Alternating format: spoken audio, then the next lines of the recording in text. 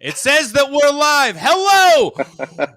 What's up? Mint chocolate chip flavored protein bars. Those exist. Those exist for the for those of us that want to work out, but also want dessert and are also psychopaths. Welcome to Guarsenio's High School CD Booklet Review, the show where I, Guarsenio Hall, go through my entire CD booklet that I had from when I was in high school. And today we have Dave and Matt from Throwdown here to talk about Throwdown's Vendetta. Guys, how you doing? Good, man. Really good, yeah. Thank you both for doing this.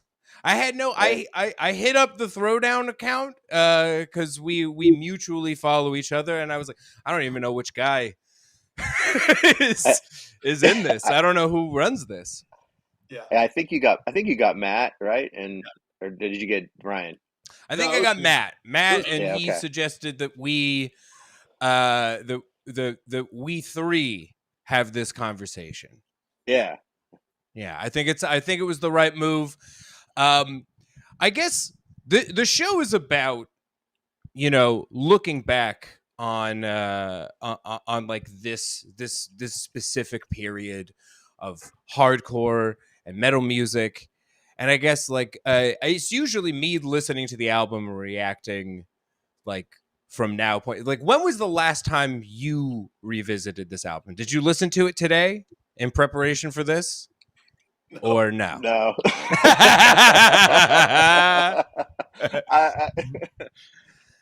God, it's been a little bit. No, I think I went back I don't know, maybe a couple years ago. I was listening to not all the tracks, but every once in a while I'll get in my car and then and it's one a Throwdown track will randomly come in because of it just picks whatever it wants out of my phone when it connects or whatever. So I think that a year ago that happened, and I ended up listening to a few of the Vendetta tracks because it'd been so long. But we were actually talking about getting those kind of remixed and everything too. So shit, we probably should go back and listen to them.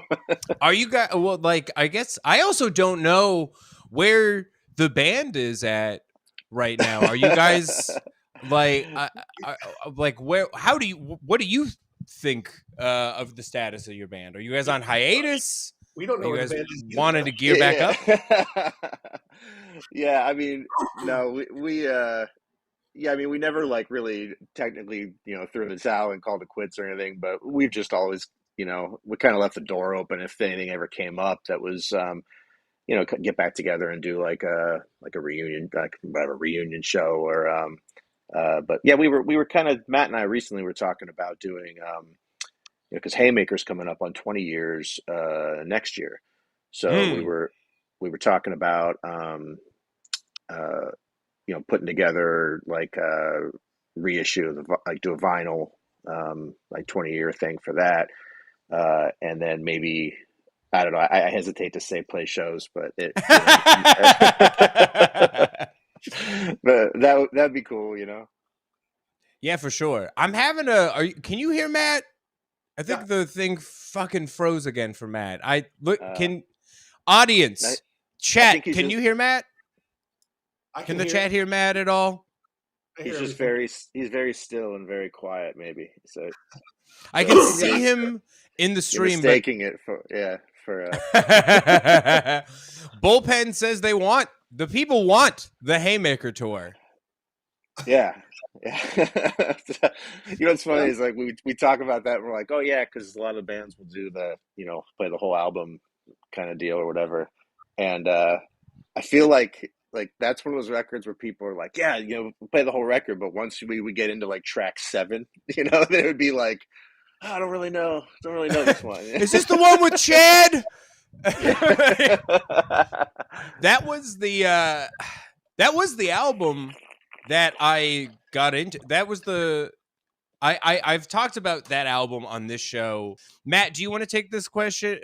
How would you feel about a Haymaker reunion tour?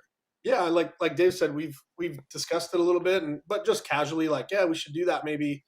Like you said, we've been discussing some reissues of records because we're coming up on 20 years on every couple of years, next couple of years here, there's going to be 20 years. So definitely something I would hope we can do, for sure. Be fun.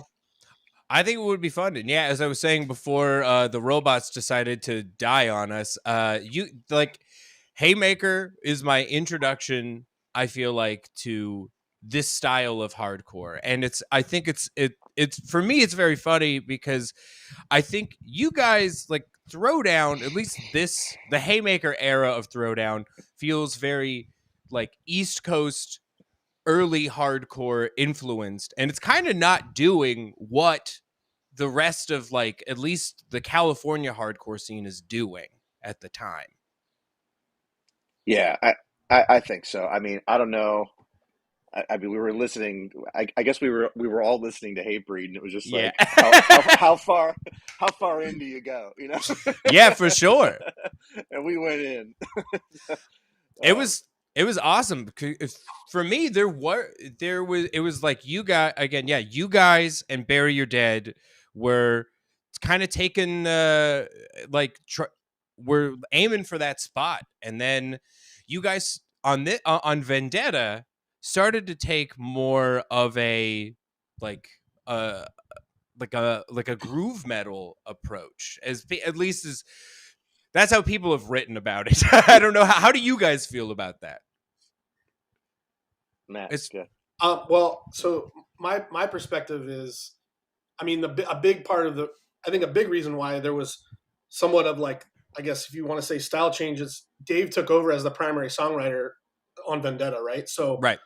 Prior to that, it was like Keith writing a lot of the songs and other members too, and Dave wrote on Haymaker as well. And before that, but like once it came to Vendetta, like Keith was no longer in the band, Tommy wasn't in the band. I mean, Dave was the primary songwriter from that point on. So I think that's why there's a shift, and of course, to us in the band, I feel like at the time we didn't feel like it was that drastic.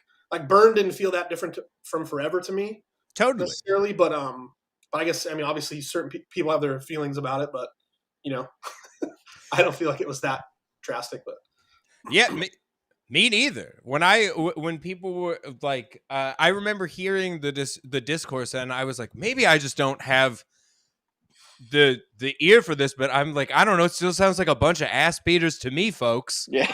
Like what? Yeah. No, it's funny because it's like whenever you go back to, it's like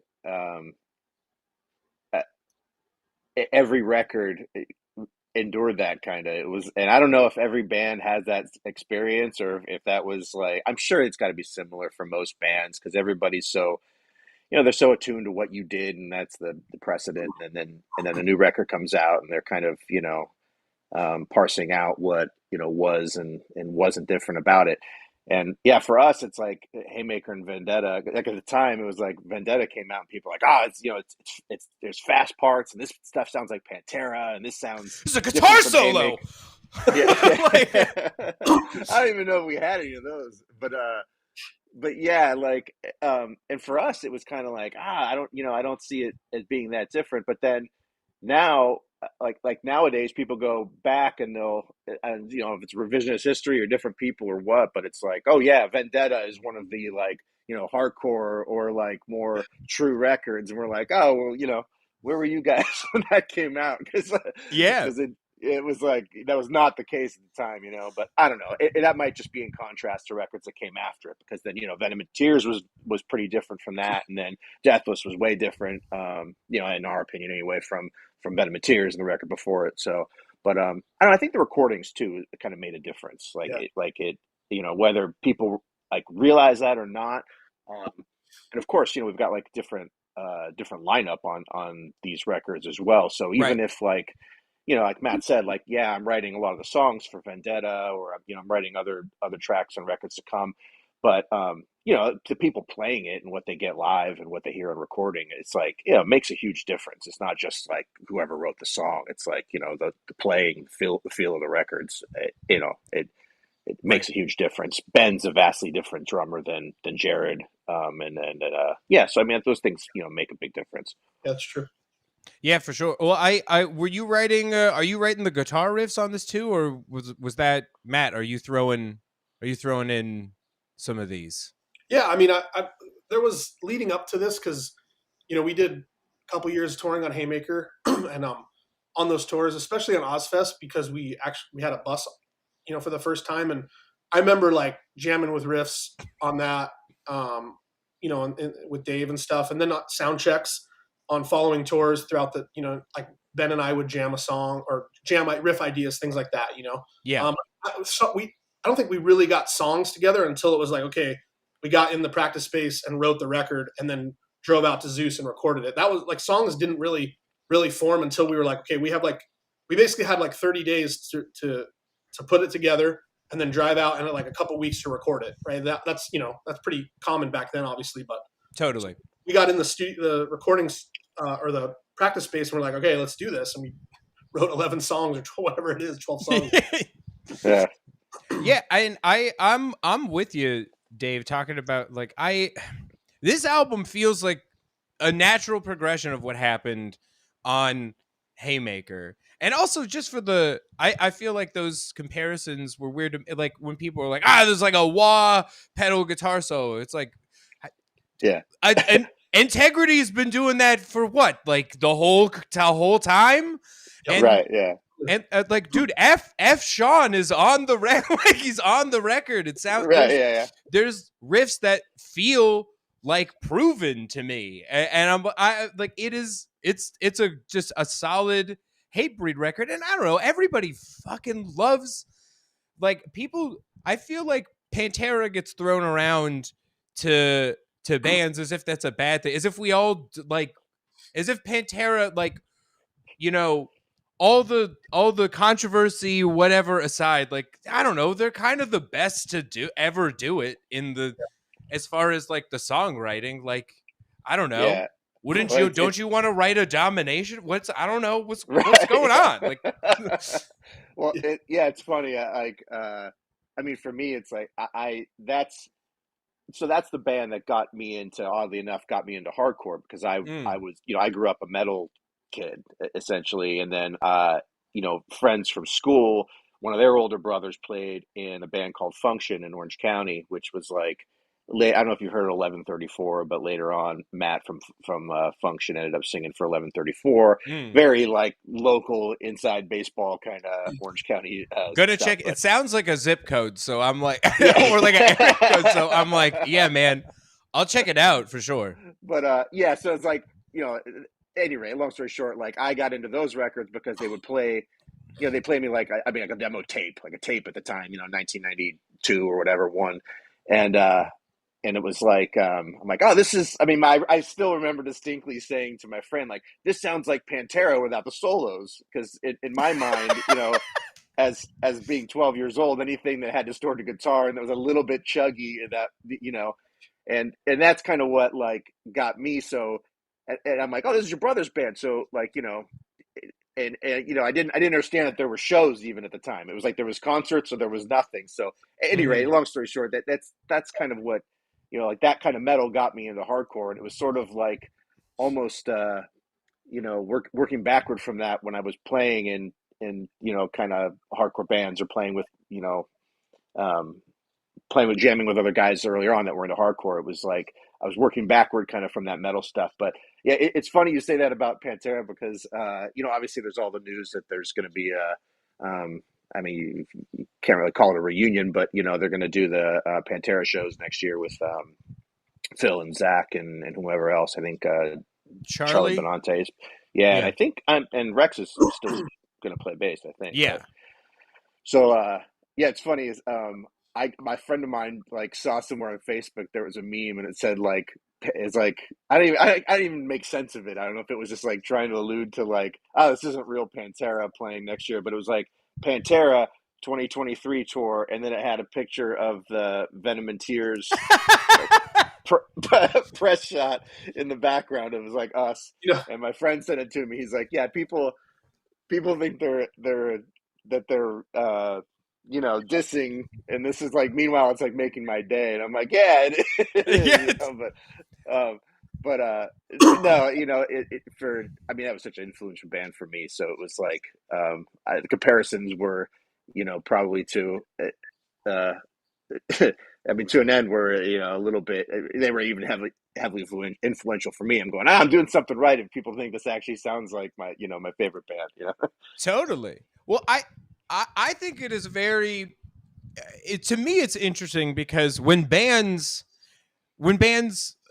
like try to sound like Megadeth or they try to sound like Metallica, there's usually a lot of praise, like, so refreshing, thank God that they're keeping this style of music alive. But it seems that when anyone tries to like dip into Pantera, people are like, no, get out of here, like, what are you Yeah. You can't be Pantera. Even Phil can't, like, the reaction to people going like, this isn't real Pantera, it's like to half of the.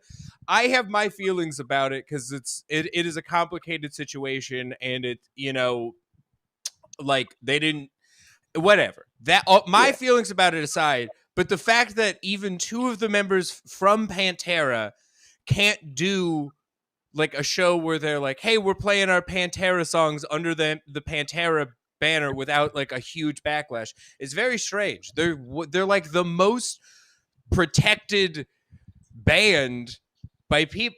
People just want to keep it as like a real time and a place, and it's very strange. Well, what's funny though is I think that I do think that's the case for sure now, because but for us back then it was funny because we saw, I think, both sides of that kind of dichotomy, because on one hand we had more. It's funny because people would look at Haymaker as being like the hardcore record, and then Vendetta came out and Venom and Tears, and those were the metal records. And like, we already went over how that was kind of more blurred for us. But what's funny is that it was like an adverse reaction, not like protecting, the sanctity of Pantera. It was like, oh, why do you sound like this thrash metal crap? Because we only listen to, like that's what we were getting from people that were, really kind of diehard fans of Haymaker. And then prior to that, with Keith singing for the band, when it was like a whole different, iteration and sound and everything. And so we had people that were kind of rejecting it because they just didn't want Pantera and didn't like Pantera. And then on the other side of it, though, like when we would play, we were, like, what did we do in 2005 tours, Matt? Well, we did Sounds of the Underground that summer. Right. We did and then we did, the Lamb of God was in 2004, but yeah, we're just doing metal tours. We did, Sepultura. Soulfly. Sorry. Soulfly, yeah. Soulfly that year with Blood Simple. We were doing metal tours. Straight up, So like those dudes would be like, yeah, man, like, yeah, well, yeah, Tara, like Pantera, yeah, exactly. Tara, baby, right. Well, yeah. At the time, I remember on the Soulfly tour. How could I ever forget this moment? But like, it was before we were about to play one night, and Max comes in. He's got his guitar and he's just kind of warming up, and he comes in and just tells us how much he loves Vendetta. And so in my head, I'm like, I don't care who likes this now, because Max kind of totally. So it's irrelevant for everyone else at that point, So. Yeah, and speaking of Vendetta, in the chat we have a super chat from James, and he's bringing up, when Throwdown toured on Vendetta, Dave asked on MySpace, that's a throwback, what people wanted to hear, and he commented, "This is where it ends." And apparently, did you guys not play that in the set list usually? We started incorporating it into the set. I remember distinctly us trying to make it the last song we would play in our set. Yeah. But, the audience would never, kids would never let us not play Forever last, I feel like. Right. And so we'd play Forever, and then we go into, and we like, let's do This Is Where It Ends right out of that, and it just kind of wouldn't go over well. So I think we would play it here and there depending on the tour. Headlining tours, I remember playing it for sure. Maybe not on a support tour just because you didn't have as much time, but I definitely know that we tried to make that like the last song because we were so stoked on it, and then it just never really happened. Well, James is also stoked on it because he mentioned that was the last song that you played and that it felt amazing. So you got a supporter in James. Good. Awesome. Yeah. I fucking love it. I do get like, I do get people's loyalty to Forever, because for that generation, like that was like, you know, that's the Project X, like straight edge revenge of like my generation. Like people go apeshit. It taught people about the culture. It was my first introduction to the culture. I didn't even know that there was like a counterculture to the counterculture. So for me, I was like, that's pretty fucking cool. I get it. Yeah. I get why people are hyped on it. But Vendetta is the record that I think it's the record I've listened to the most from you guys. I genuinely, I love it so much. I want to talk to you a little bit about the production on this record, because to me it's very funny listening to it, because there's parts where I'm like, this is so clean. This is like the Danzig. It's got like Rick Rubin production where it's so clean for how heavy it is. Like the guitars are like tight. It's crazy. Yeah. Awesome. No, not a reverb to be found. Right. Yeah. You could definitely give Zeus credit for that, because it was funny. Like initially, I think we were trying to, just because we were out touring so much, we were trying to get him to come out to California, or at least we had talked about it, you know, a little bit, and then you know, we were just trying to spend a little bit of time at home, and I think long story short, I mean, ultimately we couldn't afford to do that. We couldn't get him out there. But it was easier to put us in, you know, like a Motel 6 or whatever for 6 weeks and going out there. And yeah, it was funny though, because it was like coming out of Haymaker, going into that record, Zeus kept saying over and over again, he goes, yeah, you can't make a hard record in California. He's like, yeah, you gotta. He goes, it's too warm, it's too comfortable out there. So you got to come out here, and yeah, it was uncomfortable. But yeah, it sucks out here. Yeah, he it was cool because we actually did, you know, for guys who care about the you know, whatever the like guitar parts of it. I remember though, that was, I think, the only record that we did. You know, I recorded a lot of the guitars, most of it on a Gibson Les Paul with just like the standard pickups. So we did it all with passive pickups, and then we didn't reamp anything, which, you know, I mean, I'm not by any, I just, it really was kind of like, I like the sound of this. And I wasn't even thinking in terms of we need to have something with the MGs in it or whatever to make it, you know, punch and make it sound cleaner. But, I mean, in spite of that, it's, you know, I mean, and you could definitely hear that in there if you're looking for it. It's not like, it does not sound like the other record. The guitars don't sound like the other records, but you know, in spite of that, like Zeus made it.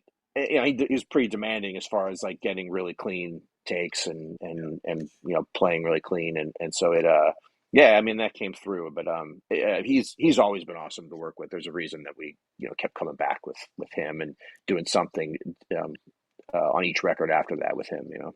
Dude, for sure. To me, like when I first heard it, the guitars are so tight and clean that I was like, I know there are two guitars playing, but it sounds like one guitar with a chorus pedal on. Like that's how, like, it's really bananas. And what is Zeus? How like did he lure you out there with like you're gonna make a real hardcore record? I'll bring F Sean in here, or was that is that his get, or did you guys? Yeah, we did. I think you Dave brought in. Probably just hit him up, Sean and Howard, because we had Howard Jones on that too. Yeah. I mean, we were just friends with those guys anyway, just from touring and just from the past. And yeah, I don't remember if Zeus called him. I mean, I can't even remember at this point how we got him there. Yeah. But we actually, my favorite part about it, I've told this before, but we had him do Sean. We had him do guest pick slides on the record too. Yeah, gotta. You have to. So gnarly and hatred. Guess. Yeah, dude. Guest. Absolutely guest pick slides. Oh my god. Having him on the record was amazing, though. It was. I cannot overstate how loud his voices. Like it just like it was just deafening on recording. I feel like, I mean, I don't know the ins and outs of like the actual miking and tracking, but I felt like a child going in with the microphone after hearing Sean do the guest spot. I'm like, oh my God. Like it Yeah. was just like, it sounded like two dudes, you know, like, so Yeah. it was, what's funny about that is I looked, I was, a few months ago, I was looking at photos from that because I have a bunch of photos from the recording. And Yeah. the whiteboard where it shows all our progress, and on that part on Shut You Down, right? That's the song he does. Okay, so on the board though it says my name and his name for guest vocals, and when I listen to that part, I'm like, I don't remember doing that, and if I did, I definitely don't hear myself because he's way gnarlier. So his track just absorbed your track, the sheer gravity of the F Sean track absorbed the Matt track, and just it like it amoeba. His scream is like the Akira monster. It just scoops it. He's a fucking beast. Like anytime that you hear like you hear the F Sean backup vocal on any record, you're like, oh my God. Like, it's alarming. Yeah. Who? Wow. Yeah, it's a jump scare and it's great. Yeah. Was that your first time? Like, did that feel like a life goal achieved? Like, got F Sean on the record. Oh, it was awesome. Yeah. I mean, it was. I mean, it's at the time too. It was like even becoming friends with these bands that we looked up to. I mean, like touring with Hatebreed was such a monumental thing for us. It was like we were so. And when you're younger too, it's just like it's it almost has that like kind of starstruck kind of thing about actually getting on tour with them, and then it feels awesome to actually get to know the guys in the band. So yeah, I mean that checked two boxes for us, because it was like by that time we had gotten to know Sean and Howard, and loved touring with both those guys. So it was great to not only have them on as just artists, but as as friends too. And it was just like I don't know, it was really cool. It was awesome for them to come out too, like when we were already out of state recording. And I mean, Sean obviously wasn't too far away, but I don't think Howard was super close by. He kind of made the trip to get out there. And yeah, Howard got out of the East Coast as like fast as he could, it seemed. Yeah. It was like, how good's the record doing? I'm out.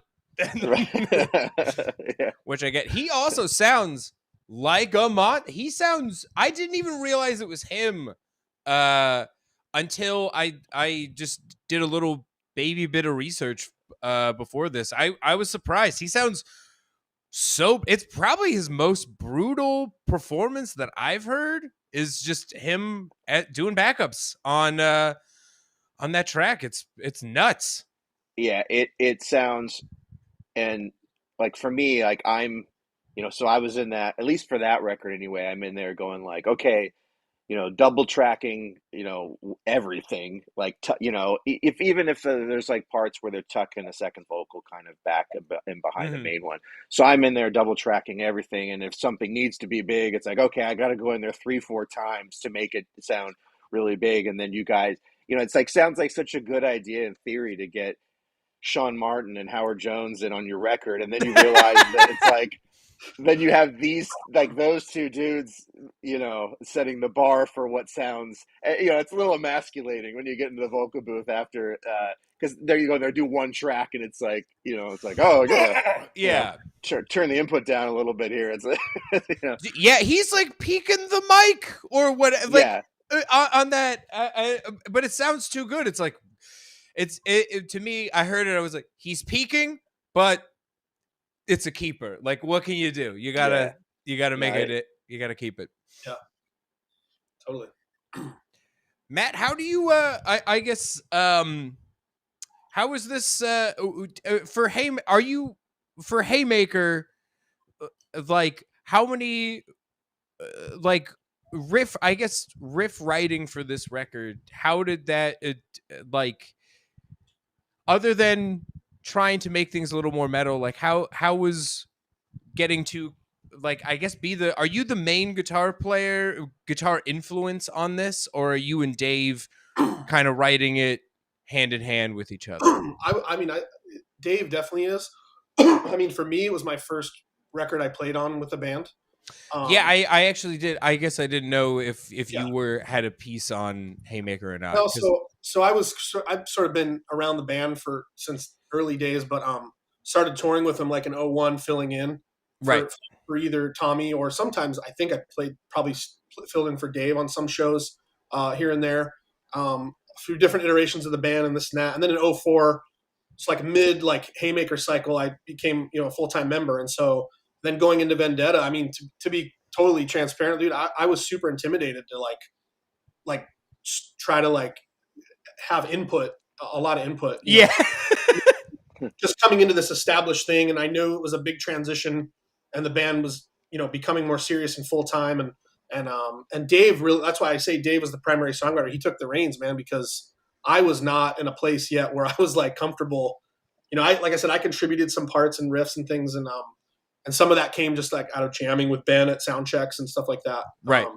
But yeah, man, I mean, I give all praise to Dave for that record, Well, you were in studio though for some of Haymaker, right? I don't think you tracked, but you were at least kind of hanging out when we were. Yeah, I mean, pretty much almost every record I was, except for the first one. We do gotta talk about.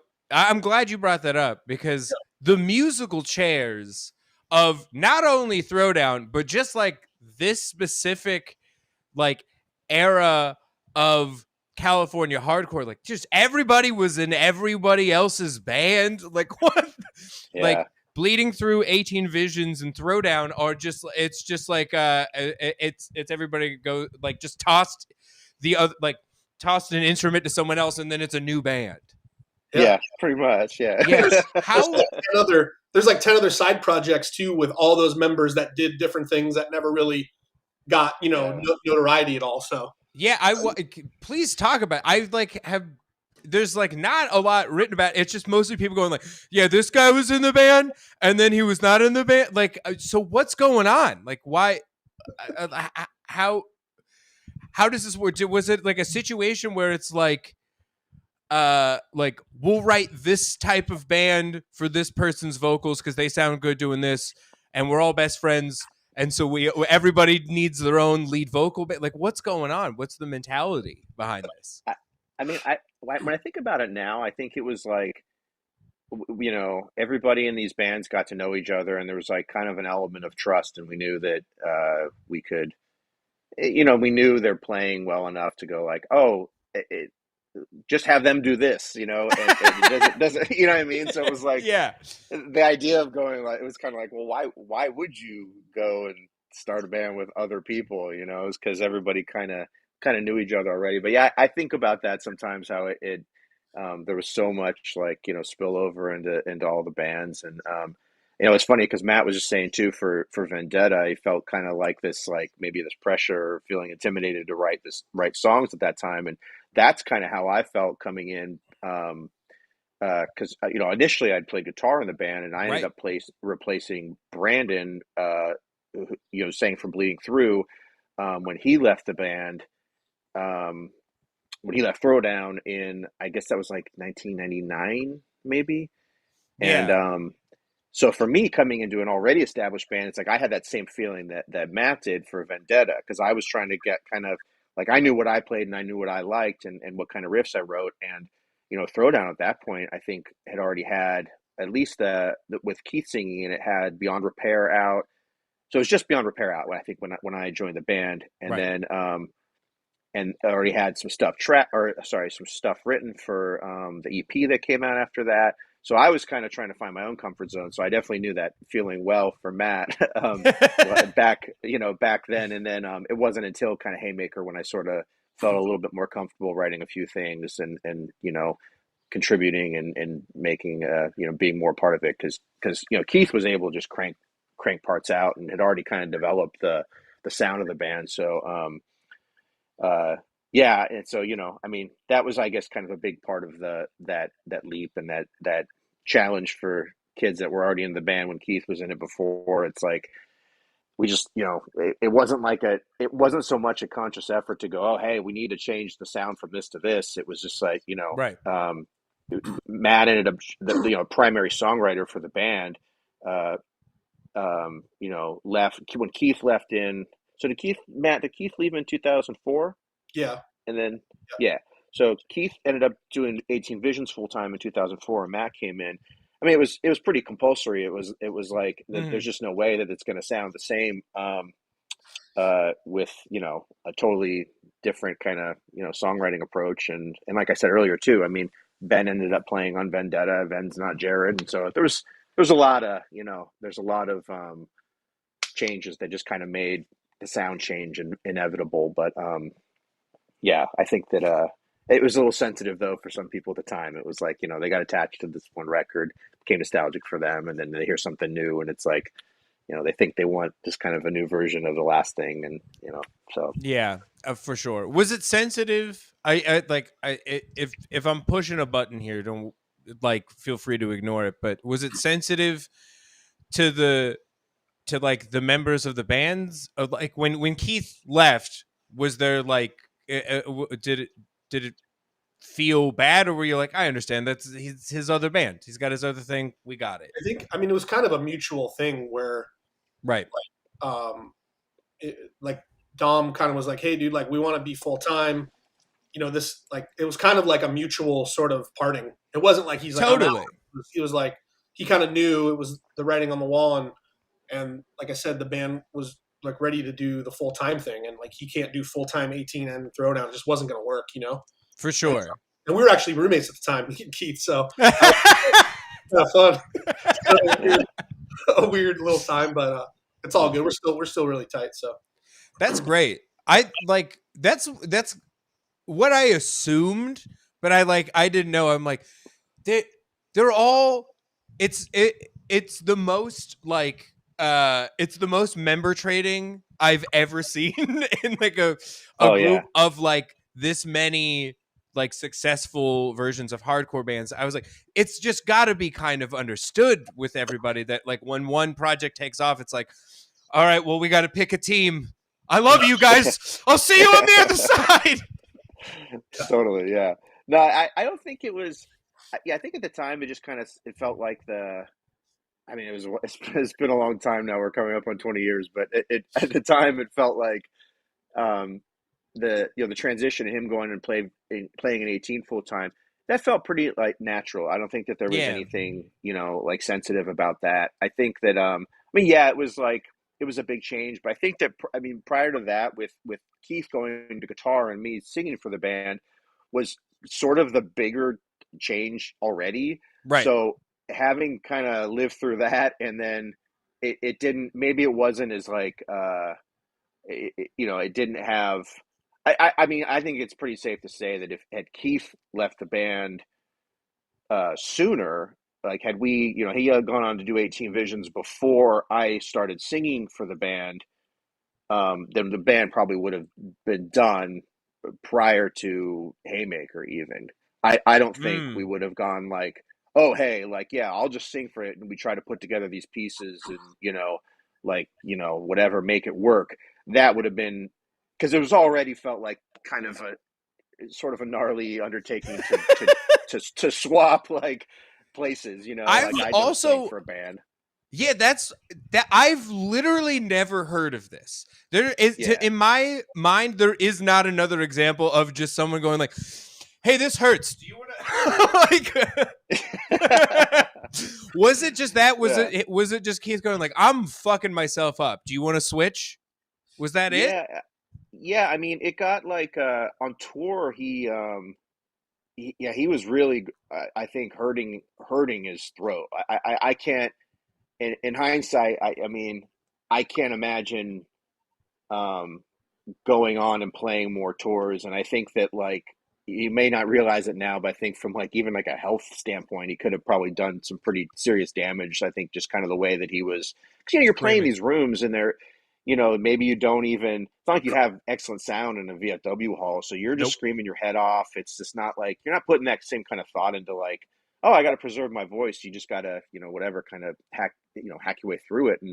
And so he was doing that, but I think it was more like it was hurting his voice. And then like, the next night he wouldn't be able to feel as good about it. And then I remember it really kind of weighing on him, it was like a bummer for him. He was just like, oh, I can't get up. I mean, I'm handing the mic out, all this, because I can't, sing a whole part without it hurting or without it, kind of him losing his voice. So, Right.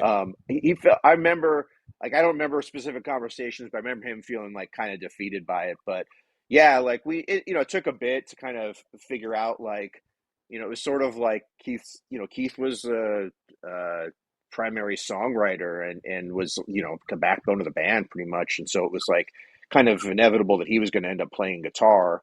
And then it was kind of like, okay, well, can I maybe sing, what I mean? And I'd never done it before. I just knew what I liked and what sounded a certain way. And so, Right. yeah, we tested that out and it it worked out the way it did. And it took a while, like, to kind of like fake it till you make it sort of thing. Like I didn't know what I was doing, like, but yeah, it was, like I said, I think that had Keith gone and done 18 full time before that switch, the band would have probably been done and things would have been different. But yeah, we had already been through that big change, and that was the harder thing too. It's like, when you're 22 or whatever, and it's like you got people. It's like the dawn of the message board and the Yeah. internet, and it's like people going like, like this guy's voice sucks. Like, bring Keith back, and I'm like, fuck, like, really? So that we got through like all of the like sensitivity training, like early on, because going through that, it was like obviously like people make the comparisons and stuff. So yeah, by that point, it felt a little bit more okay, What were you? I always remember hearing your vocals and I weirdly understood. I was like, I hadn't seen a Melissa Cross DVD yet or whatever. I was like, but I knew, I was like, this sounds like the healthier way to do this type of aggressive vocal. Like, were you conscious of that, taking the position, or were you that's just that you yelled and that's just the sound that came out of your mouth?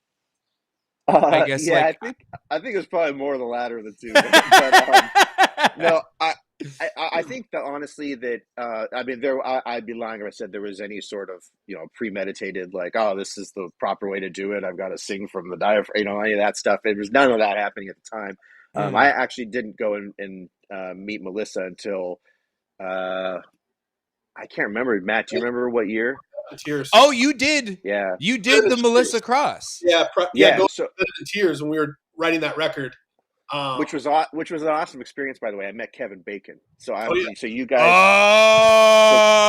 Oh. So Kevin Bacon came to that session, sorry, I was in my session. She's like, got a phone call, and she's like, oh, somebody's coming upstairs right now, so we'll wrap up in a little bit. They're a little earlier, but they're going to come up right now. I'm saying, okay, cool.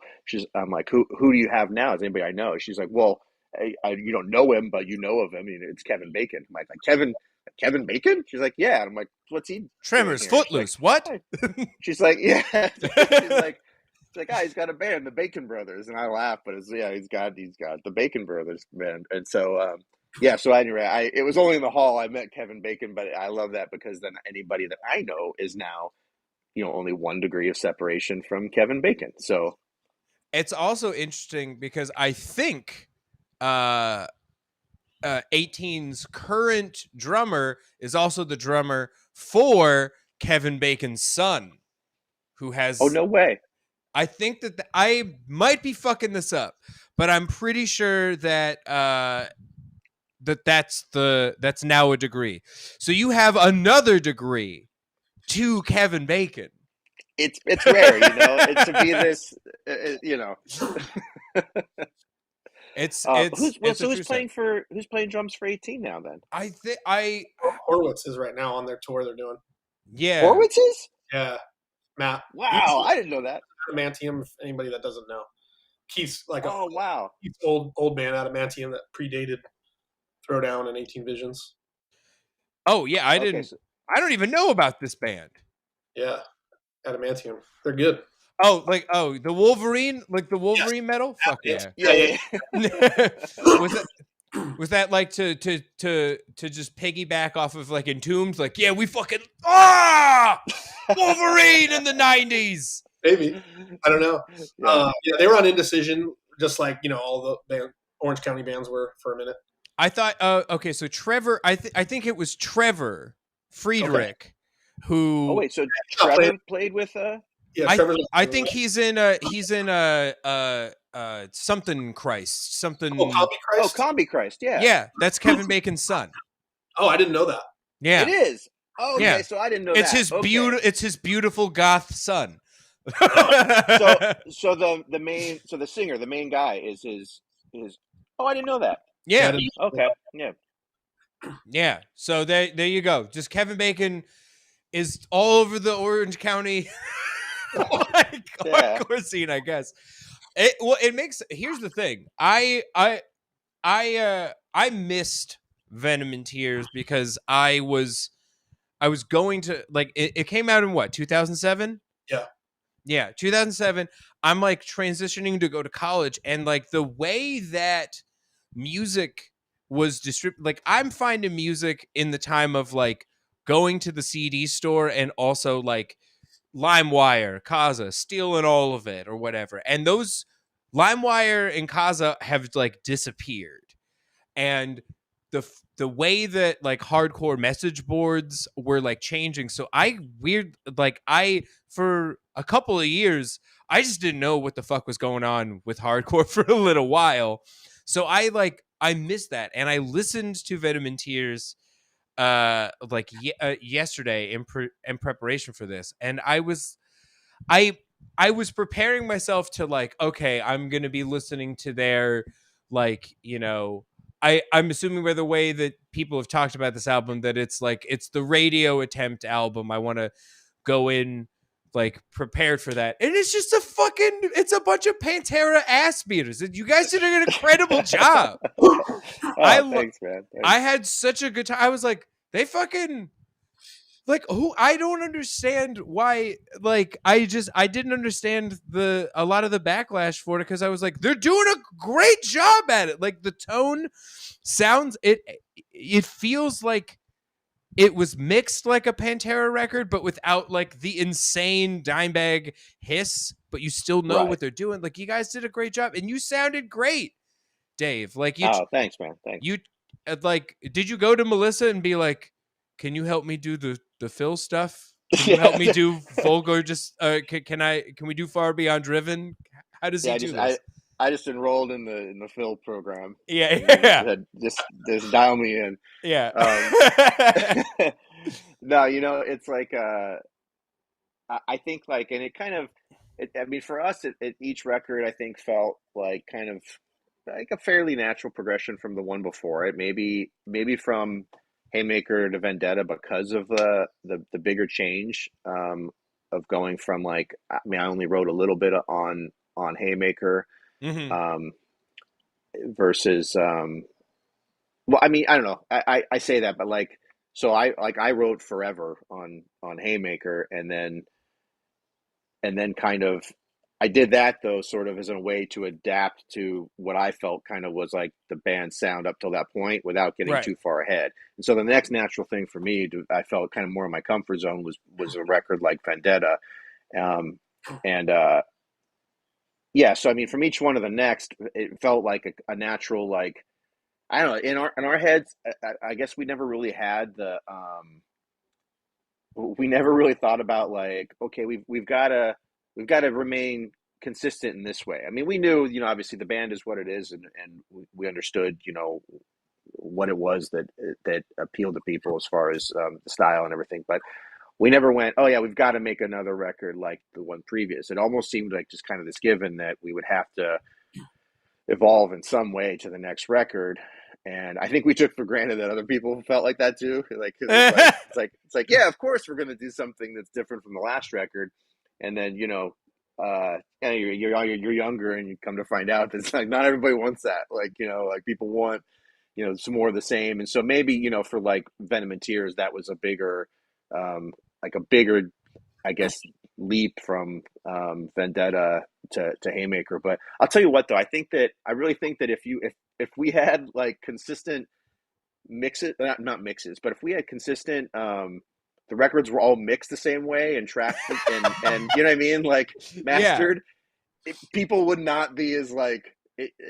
That was a big part of it, is what I'm saying. Is that like, we tracked and mixed Vendetta very differently than we did Haymaker, and Venom and Tears. From Vendetta to Venom and Tears, we did fairly different as well. So yeah, I mean that also, you pepper that in with the real changes in the songwriting, and that makes a big difference to people listening. So but yeah, I mean for Venom and Tears, it was like, for both Venom and Tears and Vendetta, like I was really, I mean, like vocally, I obviously I love Phil Anselmo's voice and like kind of the way he puts vocal patterns together, but like, sound wise, like I really liked Max Cavalera, and then but like phrasing though, like Tim Williams from Vision Disorder, and from no one ever brings that up. No one ever brings up the VOD vocal influence, dude. Yeah, and that, to be honest with you, like I think that phrasing wise and cadence and stuff, and how he would put in, and he would do it tastefully. It wasn't like he was just like putting as many syllables as he could over a part just because he had a lot to say. It was like you could tell that the phrasing kind of came before the lyrics. At least it appeared that way to me, and I love that. I mean, like, and so the way that he but I didn't sound like Tim though. So it was like, the phrasing would sound a lot like his on some tracks, like Hopeless on Haymaker, and then you jump to like Where It Ends, or some of the faster stuff is very like him, but I just don't, my voice doesn't sound like his. I think that I sound more like the other guys. So like that's where a lot of comparisons come in. But yeah, I don't know. Sorry, I got that thought got away from me. I don't know where I was headed with it. No, but well, it makes a ton of sense. Here's it's easy for someone to think of when you like track 1 in Vendetta, We Will Rise. Like it's because you kind of have a max cadence in your voice, and there's the word rise. People are like, he sounds like Sepultura. Like yeah, it's easier to make that like. I think with you saying that, like now I'm picking up, I'm like, yeah, the pattern work, the rhythm is there with the VOD connection. That makes a ton of sense. Yeah, and for sure. I think the jump, like the only thing that is like missing from, I think the biggest transition, I guess, from like Haymaker to Vendetta in my ears is just that there's no converge chords, or there's like almost none of them, because that's very much like a Keith he's like Tower of Snakes, like he loves a converge squonky chord, like the disembodied influence too. The disembodied, all that stuff. So that's just, you can see that those little elements are replaced with the more metal influence that you grew up with. Like I also grew up a metal kid, so all of this, was always trying to find in any of my projects. I was always trying to sneak like a metal thing into the into the songwriting and see if any of like the hardcore kids would notice, like yeah. And keep in mind too, like. When Venom and Tears comes, we also have Mark on guitar at that point too. Right. So there's Dave was talking about, different players on different records and how it changes the vibe. Like Mark contributed a lot of riffs on Venom and Tears, Yeah. So his influence is there too. And And yeah, I remember. I mean, when we were writing that record, like I said, Dave said, we weren't consciously going, let's try to do this, let's try to do this. But I definitely do remember um, a lot of times where like Dave and I would want to push things in a certain way, and Ben and Mark would be like, yeah, but like, you know, kind of trying to keep us more grounded in like the hardcore world, I feel like. Mhm. And there was definitely songs that, like some songs that I wrote that had to get thrown out. They were like a little too far ahead, I think, of where we were at maybe. Just where Oh you know, no! and then there's some in the studio that we didn't, when we were recording it with Mudrock, we never even got to vocals on. I remember one, I forget what we were calling it at the time, you know, some code name, but there was one song that we like tracked the music for and never did vocals for. Oh, wild! Yeah. I don't even remember. I'll have to remember. Do you remember what the studio name was for it? I want to say Mantalica, but Okay. that one. Nice. But it kind of had that like kill switch kind of part it was like the start of the song.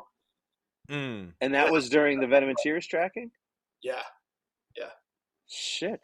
I have the board. I have to look at it again. The whiteboard. Okay, yeah. Because I can't remember it. I'd love to hear I don't it know back again and see. I don't know if it exists. Like I don't have a copy of it. You know, just like the instrumental. So I don't know. Yeah, I don't know. Matt, you got homework now. I know. You gotta hunt this down. To me, in addition to redesigning the Haymaker artwork and repackaging and stuff, Matt, you have to. Can I always I went really hard on the album roasts for the Haymaker art. Oh, I loved it. I think we both loved it. Oh yeah. I reposted that, dude. I loved it. I love it. Yeah. Yeah, we I guess what would you change? Would you just do the same thing, but it's like not a guy dressed like he's working at the Buckle or whatever? I think I don't know, Matt, you were saying like more nipples, I think. Like Yeah, I got the original photos and I really wanted to emphasize on this version. Just like instead of like blood, just kind of more of like like get in on the on the that's nipples what the people more, want. I think. Yeah. I mean, you know, it's like yeah. So I haven't really said much about it, but I'm not changing. I don't want to change it too much.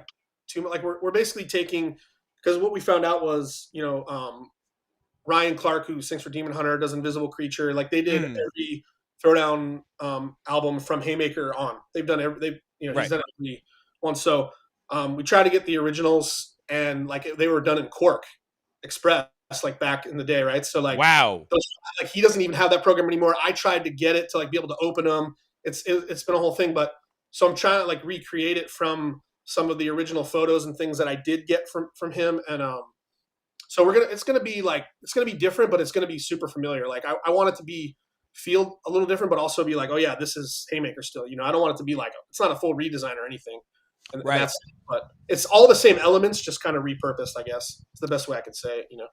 I think that honestly a repackaging for like a re-release and like a remix is a really smart move, because I'm 100% pro bands remixing their old material, because we all, especially in the early 2000s, like it's the new, like digital recording is new.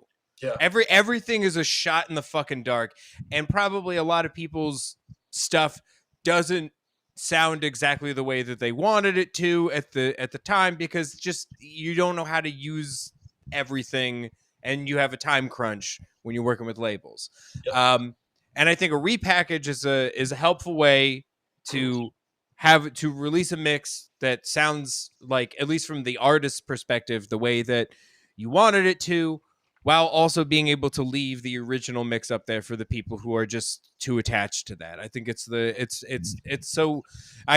it might be a blessing in disguise for you guys that that the repackage is a must. Yeah.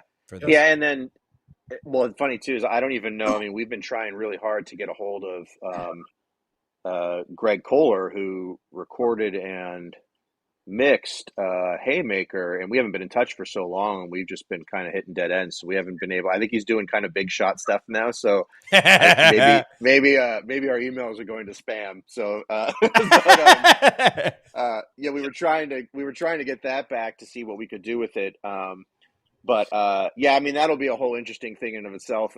Probably not too dissimilar from the experience Matt's having with repackaging. Because I mean, we recorded the Haymaker drums to tape. What? In studio. Yeah, so that was still the era where it was like, I think it was right before, like, I mean, maybe drummers were being neurotic about it, and engineers as well. But I think digitally it wasn't quite there, and people were like, "Oh, you can't do drums, can't record drums digitally." And then it just got to a point where it went over the edge, and it was like, "There's nothing you can't do," with digital. But so yeah, that was the last record we did with drums to tape, I think. And so yeah, I mean, it all got bounced to Pro Tools or whatever, so that wouldn't be a big thing. But I don't know. Who knows if that'll even see a remix? It might just end up being on vinyl and the same original sound, which I don't know. Maybe people will be stoked. Maybe they'll be bummed. But yeah, we'll see. Yeah, I think people will probably be stoked, and I'm weirdly having to do a lot of this exact type of hunting because I don't know how familiar.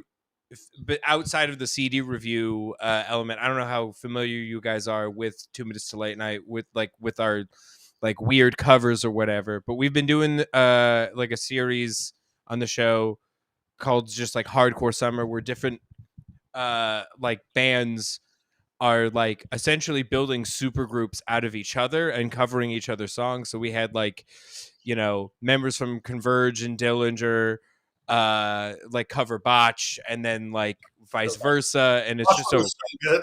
Honestly, that's awesome. It's so fucking wild. But like Kurt Ballou did the first one, like he did the Botch cover, and he's like pulling out original multi-tracks or whatever, and now just like that's the way everyone wants to do that. So it's like I'm like finding records who it's like, we recorded that to like a type of tape that existed for a month, and no one has a machine anymore. And it's every cover is like, it's like an Indiana Jones movie trying to find like these original tapes. It was a fucking it was a wild time. So I empathize with your search, man. Yeah, it'll be interesting. We'll see what happens. I think that at least with and we're cool. I think like with even if we got our hands, it's the same approach as it is with the artwork. Even if we were able to get our hands on the master recordings for Haymaker and change it around, like we wouldn't do a vast total overhaul of this is what we would do now. We'd still kind of want to keep it because there's things where, like Haymaker, for example, I mean, it wasn't even our intention, but it just came out. I remember listening to it right after it had been mastered, and there was like, I mean, it was very like a lot of bottom end. It like sounded like very like bassy on parts, and it wasn't something we intended to do. It just kind of came out that way. But revisiting it, I wouldn't want to remove that. Yeah, it was kind of, that's because those things collectively become a really important part of what the record is. It's what the sound is, and you can't strip it down too much. And I mean, that's like what I like when I hear Matt and I were listening to the when Terry Date went back and did the remaster for was it Reinventing the Steel? Yeah. Like, and I think I could see that like in like that was the same. Like he didn't go in there and just go, oh yeah, we're gonna just start from ground zero on this thing. It was like it's still very much like the essence of that record. And I think he was like he was careful to accomplish that, not kind of change it too dramatically, but like little things will pop out that you didn't hear on the original recording. And that's the kind of thing that I like about revisiting old records or whatever, is that idea of going like, oh hey, here's this little thing tucked away that we I remember from tracking, and let's bring that into the mix more and whatever. So yeah, totally. I don't really know what the like room is on remixes versus just re-releases, because I feel like most bands nowadays, they're just doing repressings of the records, and they're not like touching the recordings. I mean, a lot of bands, you know what I mean? They're just not even doing new artwork, just kind of repressing the vinyl on different colors, doing different things, stuff that's out of print, you know. So yeah, a lot of bands are just doing that, but there recently there's been a lot like 18 did Vanity front to back. I talked about Integrity earlier. Like, you know, Dwid had Arthur Rizek remix and re-record like some drums with Igor Cavalera. I was just gonna say, didn't Igor play on some of the tracks? I think. Yeah, I think he did all those. I think he redid all of Systems, and like the big thing that I noticed about it is that like now that it's I like Dwid told me that they just kind of unmuted a lot of guitar leads that were kept off the original because they thought that people would be afraid it was too metal. Or whatever. Yeah. Integrity of all bands, of all bands. So they were, he was like, "Fuck it, I like those leads. I want them back." Like, which is a lot of fun. And like, I guess the one question I had before we get out of here about Venom and Tears is, it did seem that on that was there part of it where it felt like people kept saying that like the change on Vendetta was so drastic that you were just like, fuck it, let's just do whatever we want on this next one. Like, we can't please these, like, we're not gonna win. Like, let's just fucking go off. Yeah, I mean, I can't. I mean, I can't speak for Matt, but I think that we sort of felt that way. And like, again, maybe Matt and I were more that way, and I think Ben and Mark coming into the band on that well, actually, Mark had come in. He came in officially into the band. Yeah. Yeah. So he didn't play on Vendetta, but he was visiting though, because he's from Connecticut, so he came over for tracking on Vendetta just to hang out. But so when he came into the band, it's like, so that it's funny because then they came in and it was like, oh hey, like we don't want to go too off the deep end because like we're new here, you know. And for Matt and I, I think that there was a little bit of exhaustion from that, because it's like he and I both, endured like Haymaker's different from, Family and from all the records with Keith on them, and then Vendetta's too different from Haymaker, and so it definitely got to a point where we're like kind of like, well, fuck you then, I'll watch this, like yeah. Wow, listen to this riff. This you want to hear different, and then but ironically though, like I think that some of them, like my favorite moments on Venom and Tears are Mark's riffs, which were for as like because as tethered to like the, I guess not the original sound, but it's tethered to like what fans maybe perceive Throwdown as being. Because Mark was like that. Mark had done. We had done Mark Schwanier, not Mark Mitchell, but Mark. Right. Mark Schwanier was on tour with us. I mean, we had toured with his band at the time, and so he kind of had this. He had more of maybe a real like a real perception as. Not like a fan. It's not like he was like a fan of the band, but like he saw the band from the angle that like listeners did that we didn't, because we were too in it, I think. Right. And so coming in, I think that he had kind of this idea of like, well, yeah, maybe we don't do this, But ironically, for Venom and Tears though, some of his riffs were like the most outside of that, like he. The ones that sound the most, like Southern influenced. I think like Weight of the World was Mark's riffs. I'm trying to think of another song on there that he did, but yeah. So I mean, for that, he was still able to like kind of get outside of that zone and do what he really wanted to. But Mark's one of these guys that like Matt and I always joke about it, but he can he's one of these guys who takes up whatever hobby he wants or whatever thing he wants, and he's just the guy that's like instantly good at it. You know what I'm saying? Yeah. Like just Fuck that those son of a guys. bitch who can just fucking do whatever, you know? Yeah. And without even like trying, so like, you know, Mark, I mean, like, in case in point, like Mark came out to California from Connecticut and then like got like good at surfing, like pretty good at surfing, you know? And it's just like, okay, I never surfed in my life, you know, I'd probably drown. But no, so he comes into the band and during this kind of, you know, evolutionary stage, and he's going like, all right, well, I don't want to kind of, you know, like I said, I'm new here, but yeah, you want to do something that's a little bit more in this direction. Then he just knocks out riffs that were, you know, like I said, some of my favorite moments on that record, yeah, so he's really, you know, unique in that way. He's a special, one of those guys, you know. In spite of what that some people refer to that as our Pantera record, that for me personally is my proudest like musical thing I've done is Venom and Tears for sure.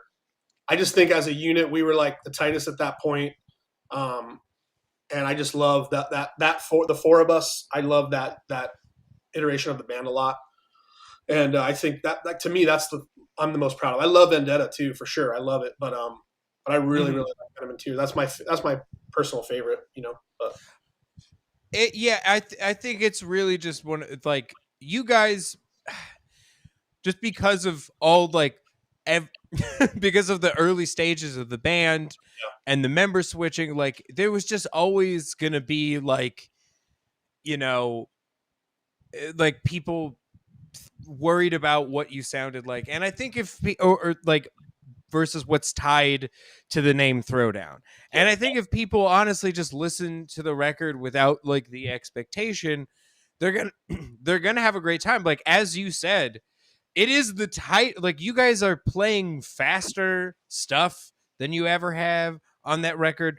The riffs are more complex. You guys are, and it's tight and it's really good. Like, I don't know if you, for, you know, for people who feel, you know, like complicated about, you know, listening to Pantera for whatever reason, like Throwdown's here for you, man. Like here, like no Confederate flags to be seen, but all of the fun. Like you're gonna have a great time, Right?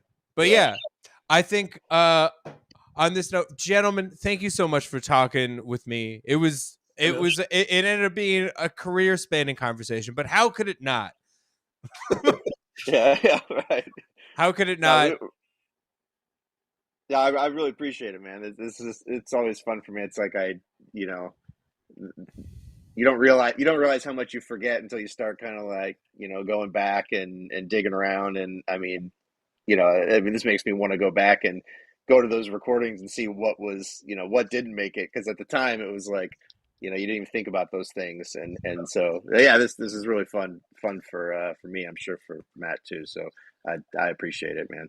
Awesome. And yeah, the people in the chat, they want the represses, they want the reunion, they want the Haymaker tour. Joe Hardcore, book it. This is Hardcore next year. Let's go, Haymaker, front to back. All right, folks, we'll see you next week. Dave, Matt, thank you so much for joining me. Awesome, man. Thank you. Bye-bye. All right, cool. And we are out, fellas. Go enjoy.